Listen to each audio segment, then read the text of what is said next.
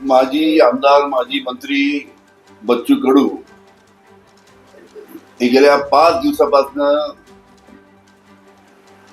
तिथे आंदोलनाला बसले आहेत आणि त्यांच्या ज्या मागण्या आहेत त्या शेतकरी, शेतमजूर, दिव्यांग व इतर त्यांच्या मागण्या आहेत आणि त्यांच्या मागण्याला पाठिंबा द्यासाठी राष्ट्रवादी काँग्रेस पक्षातर्फे आम्ही तिथे जात आहोत.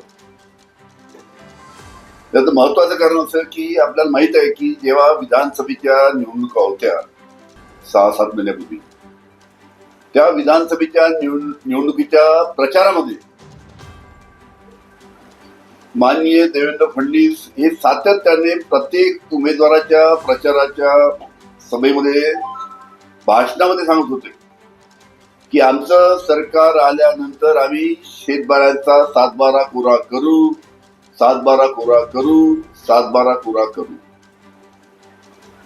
आता शेतकरी आणि सर्व आम्ही लोक विचारतो आहे की आता सरकार येऊन 7 महिने झाले, देवेंद्र फडणवीसच महाराष्ट्राचे मुख्यमंत्री झाले, त्यांनीच विधानसभेच्या निवडणुकीमध्ये आश्वासन दिलं होतं.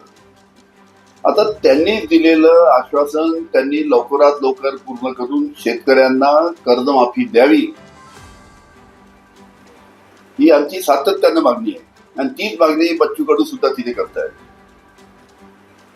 हा, देवेंद्र फडणवीस साहेब समजा मुख्यमंत्री झाले नसते, मंत्रिमंडळात नसते तर मी समजू शकतो, पण ते मुख्यमंत्री आहे आणि म्हणून आमची विनंती राज्य शासनाला राहील की त्यांनी दिलेलं, स्वतः दिलेलं आश्वासन शेतकऱ्यांची कर्जमाफी करून हे आश्वासन त्यांनी पाळावं आणि त्याचबरोबर या सरकारने बच्चू कडूची बाकी सुद्धा मागण्या आहेत, त्यामध्ये शेतमालाला भाव मिळाला पाहिजे.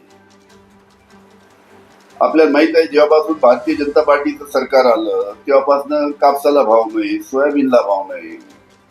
कापसाला 7,000 रुपये भाव देऊन राहिले, सोयाबीनला 4,000 रुपये भाव देऊन राहिले. तुम्ही आठवा जेव्हा उद्धवजी ठाकरे यांचं आमचं महाविकास आघाडीचं सरकार होतं त्यावेळेस आम्ही कापसाला 14,000 रुपये भाव दिला, सोयाबीनला 8,000 रुपये भाव दिला.